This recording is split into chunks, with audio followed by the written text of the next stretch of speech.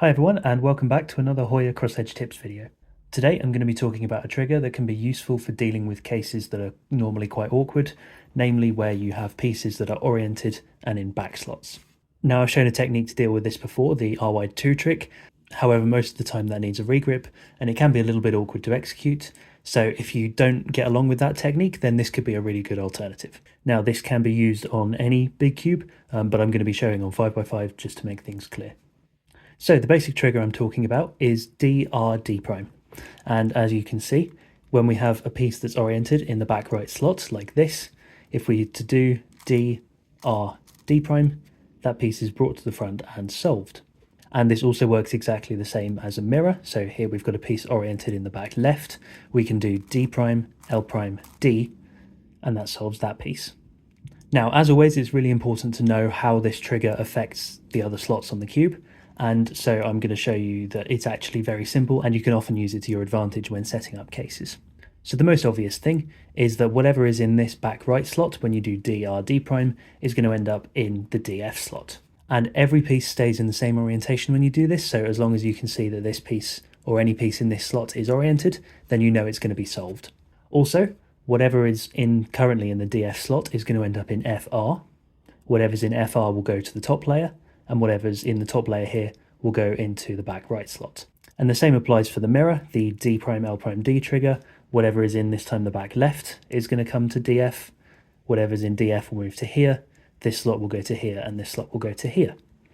And so the most important things to note is that whatever is in the top left or the top right, whenever you do that trigger, will end up in a back slot.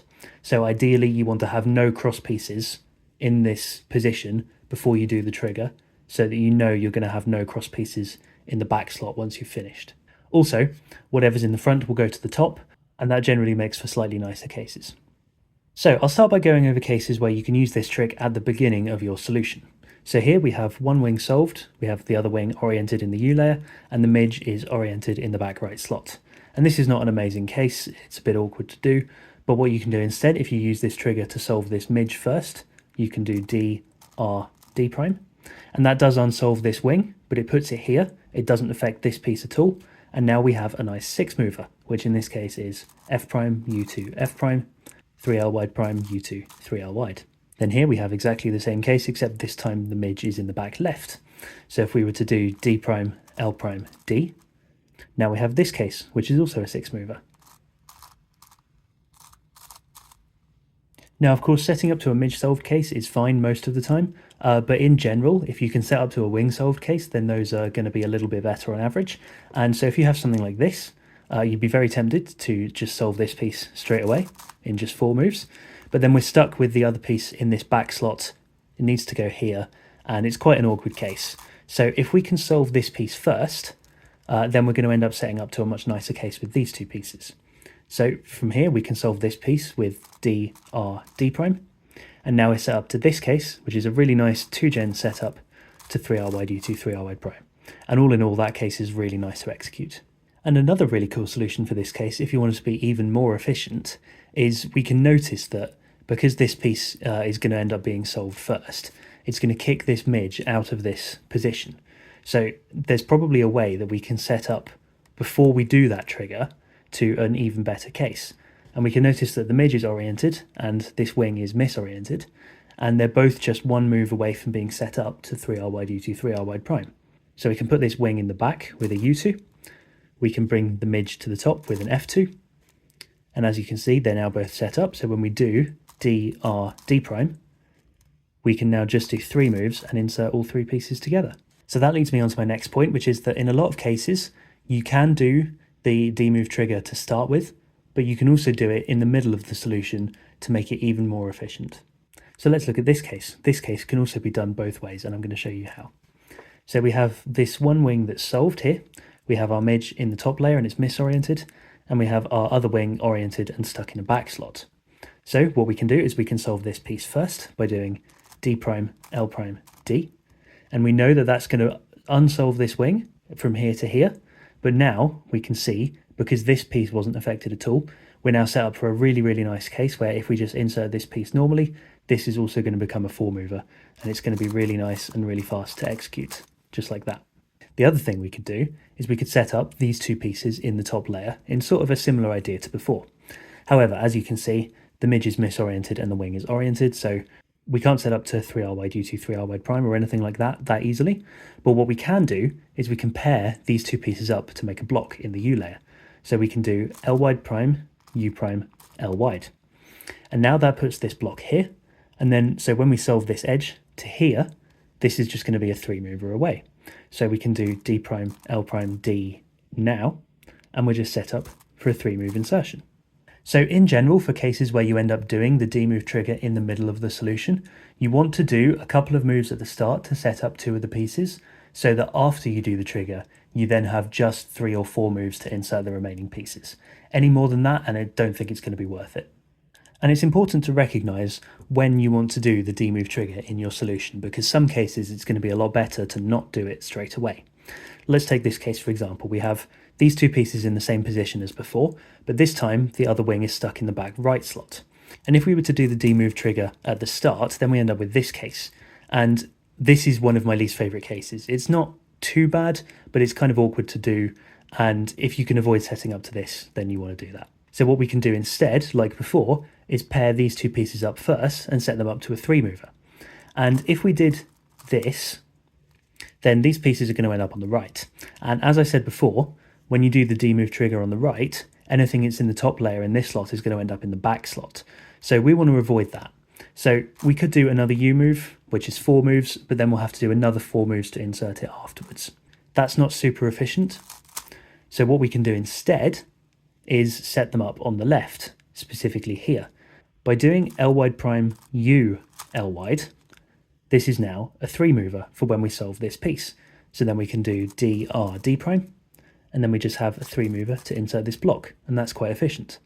Now every solution that I've shown you so far has already had one piece that's been solved in DF, and so by doing the D move trigger you are removing that piece from being solved. Generally you can set up to a better case than what you had before. However, a lot of the time it's going to be relatively similar speed to the alternative solutions and you may not find it faster.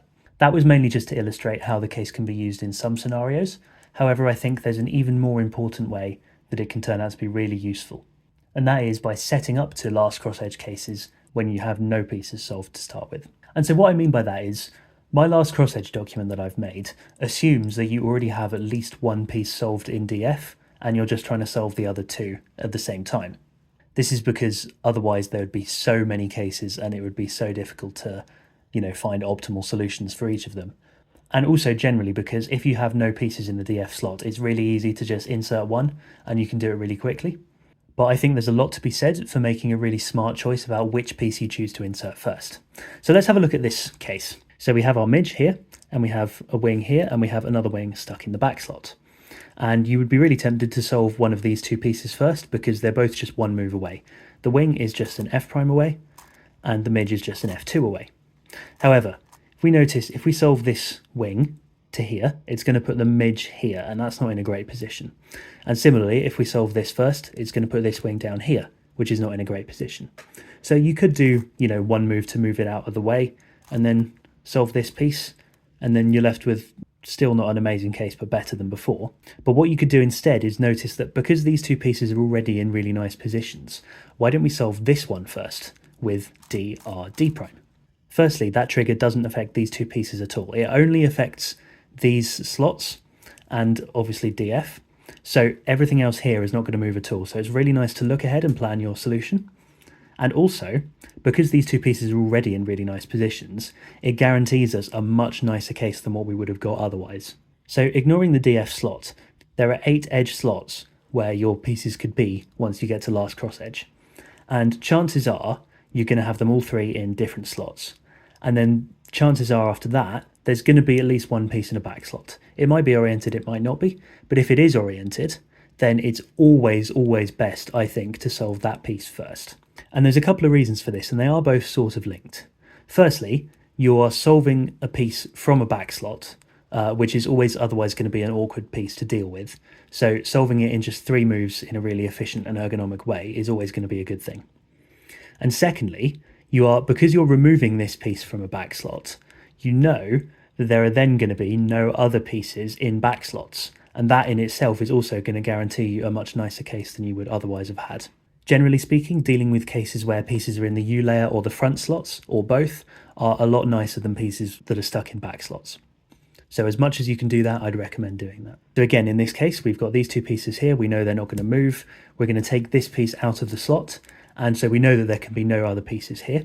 So we know that we don't have to even look anywhere else on the cube. We can just get straight into solving these pieces with something like that. And that's really efficient and also nice to execute. Sometimes you'll get something super obvious like this, where we have these two pieces that are both set up very nicely, as you can see, for the 3R wide U2 3R wide prime insert. And although it's tempting to solve those two straight away like that in 3 moves, that's really nice, we're then stuck with this piece, which is stuck in a back slot, and it's quite awkward to do. Because we know that these two pieces are in the middle layers, they're not going to get affected by either trigger that we do.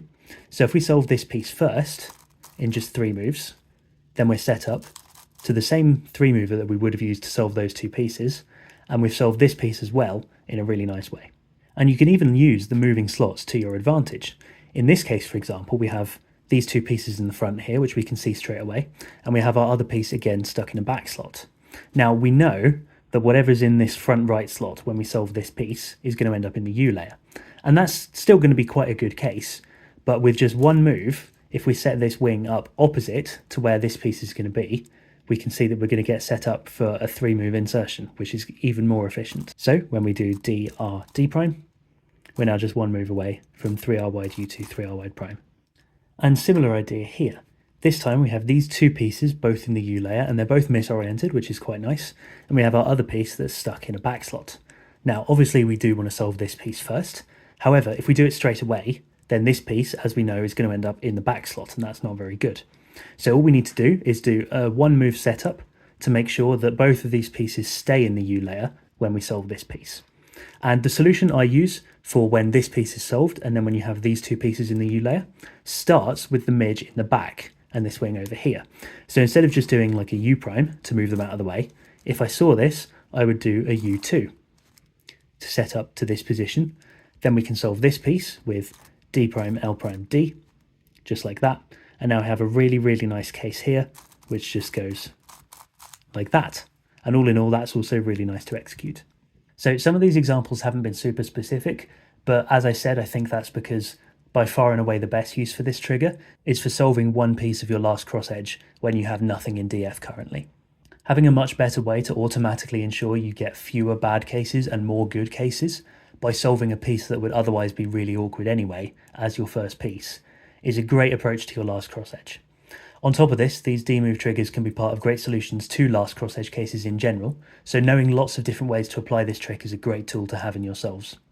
As always, I'd encourage you to do lots and lots of untimed solves and try and find lots of different ways to incorporate this trick into your solutions, because as I've shown you, it's really versatile and it can be used in a lot of different situations to firstly eliminate awkward cases and give you a much better chance of getting good cases to finish your solve with.